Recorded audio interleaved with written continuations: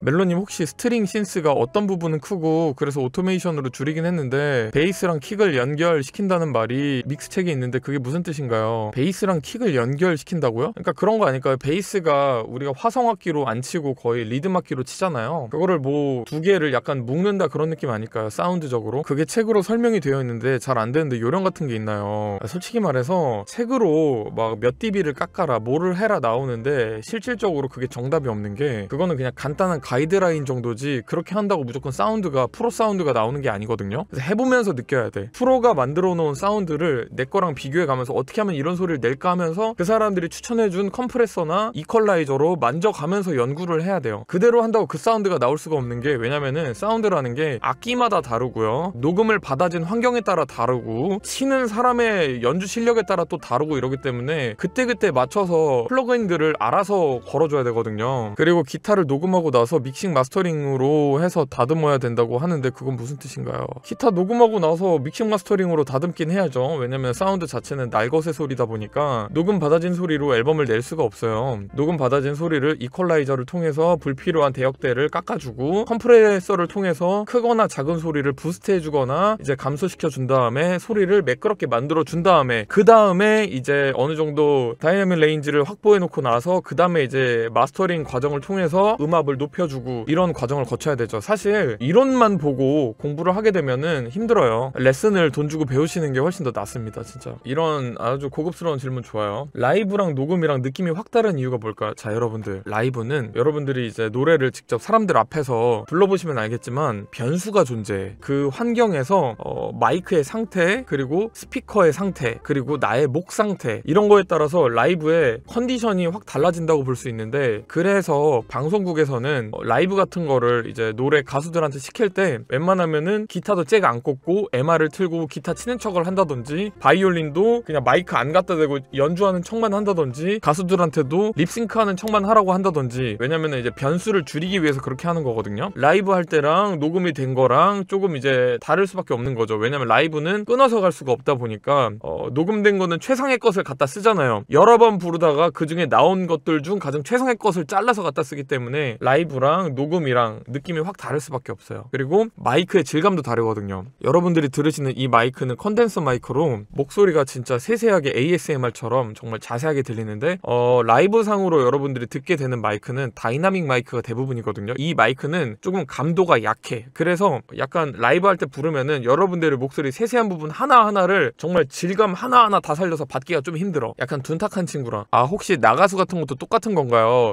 방송상으로 아이돌이나 가수분들이 생방송도 어느 정도 기본 반 정도 녹방이 들어가거든요. 미리 무대를 한 3번 정도를 가져요. 3번 정도를 하는데 그 중에 그나마 잘 부른 거를 갖다 쓰기도 하고 그리고 이제 여러분들 복면가왕이나 이런 거 보면은 거기 나와서 가수도 아닌데 음정이 너무 깨끗하고 되게 잘 부르는 것처럼 들리죠. 그것도 여러분들 다이나믹 마이크를 통해서 노래를 부르잖아요. 그러면은 다이나믹 마이크는 좀 성향이 컨덴서 마이크랑 달라서 음악이랑 내 목소리랑 같이 나오잖아. 그러면은 바로 앞에서 소리를 내는 내 목소리가 가장 크게 받아지고 반주 같은 거는 작게 받아줘요. 그래서 받아진 목소리만 따로 빼가지고 그거를 이제 음정을 보정을 해요. 제가 이제 큐베이스에서 음정 보정했던 것처럼 그래가지고 그거를 이제 방송상으로 송출을 시키는 거거든요. 그래서 거기 나와서 노래 부르는 이제 일반인들이나 혹은 이제 유명인들 노래 들어보면은 음정이 완전 똑같잖아요. 그쵸? 완전 제대로 내고 그쵸? 그거는 그분들이 그렇게까지 잘 낼 수 있으면 그분들이 가수를 했겠죠. 대부분 그런 걸 따로 받아다가 다 음정 보정을 해서 방송으로 송출을 시키는 거예요. 왜냐면 그럴 수밖에 없는 게 보는 사람 듣는 사람이 즐겁지도 않고 방송상으로 약간 우와 노래 진짜 잘한다 우와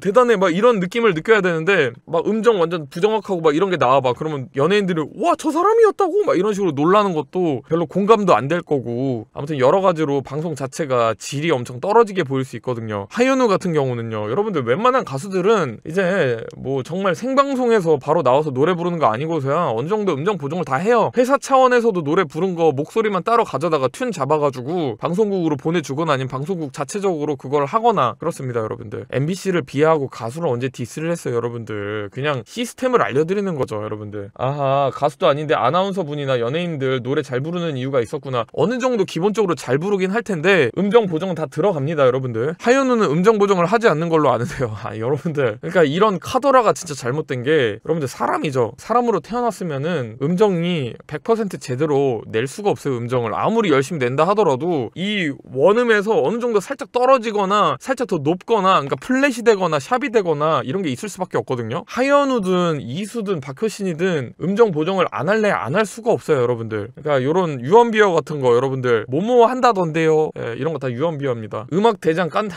형만 그런 거 아니에요. 음악 대장 까는 게 아니라 얘들아, 사람으로 태어나서 성대로 소리를 아무리 예쁘게 내봤자 음정은 조금씩 틀릴 수밖에 없거든요. 그러니까 그거를 고치는 게 나쁜 것도 아니고 고칠 수밖에 없는 거예요. 라이브 때 들어보면 음원이랑 같던데. 예, 여러분들 그러면 그렇게 믿으세요. 여러분들 그렇게 믿고 싶은 것 같은데 그냥 그렇게 믿으세요. 여러분들 하현우 음정 보정 안 하는 걸로 믿으시고 나만 하는 걸로 할게요. 그러면 음원을 발매하려면은 음정 보정을 할 수밖에 없어요. 하현우가 직접 말한 거예요. 음정 보정을 안 한대요. 라이브는 뭐 안 할 수도 있겠다 치지만 음원에서도 음정 보정을 안 한다고 본인이 얘기했어요. 음원 녹음할 때도 본인이? 그래요? 어디서 얘기했어요? 출처가 어떻게 돼요? 하현우 음정 보정. 아니 여러분들 음정 보정을 안 할 수가 없다니까요. 형 상식에서 이해 못한다 해서 부정하면 안 돼요. 완벽하게 음이 틀린 게 아니더라도 미세하게 나갈 수밖에 없다니까, 음정이라는 게. 그래서 그거를 고쳐주는 거는 잘못된 게 아니라고. 아니 상식에서 이해가 못한다가 아니라니까. 녹음을 아무리 잘해도요 여러분들 음정은 어느 정도 나갈 수밖에 없다니까. 그럼 그런 상태로 낸다고? 말이 안 된다고요 여러분들. 심지어 지금 검색해봤는데 딱히 오빠가 작곡가인데 우기는 게 아니죠. 아 그니까 얘들아, 아니 뭐 그래요 음정 보정 안 하는 걸로 그냥 알고 계세요 여러분들. 그래. 아 이런 건 진짜 우기지 말자 얘들아. 근데 음정 보정에서 주의점이 있나요? 당연히 있죠. 음을 제대로 내고 근데 거기서 약하게 벗어난 경우에나 이제 약간 음정 보정을 했을 때 퀄리티가 더 좋아지는 거지, 음이 확실하게 두세 음 정도 틀렸을 때 그거를 이제 음정 보정으로 잡으려고 하면은 음질이 많이 깨지죠. 오토튠 같이요. 오토튠이요 여러분들이 흔히 잘못 알고 있는 게 있는데, 오토튠은 무조건 막 이러면서 기계음이 나는 그게 오토튠이 아니라, 기계음이 나도록 잡으면은 오토튠으로 기계음으로 잡을 수도 있는 거고, 음정을 보정해주는 게 기본 기능이고요. 그 다음에 이제 기계음은 내가 그런 느낌을 넣고 싶을 때 오토튠으로 그렇게 넣는 거예요. 오토튠은 애초에 그 음정 보정 프로그램이에요 여러분들. 승질을 내는 게 아니라 자꾸 너네가 우기잖아 진짜. 파바로티는 내던데. 아니 그러니까 파바로티가 지금 몇 년 정도 살았던 분이에요. 몇 년부터. 파바로티가 지금 루치아노 파바로티면은 2007년까지 살았으면 이분도 앨범으로 뭔가를 발매할 때 여러분들 튜닝을 다 했을 겁니다. 형 베토벤은 보정 안 하던데. 그런 기능이 없던 시대에 살았던 분들이잖아요. 오토튠으로 노래 처음부터 끝까지 부르면 별로인가요? 아니요.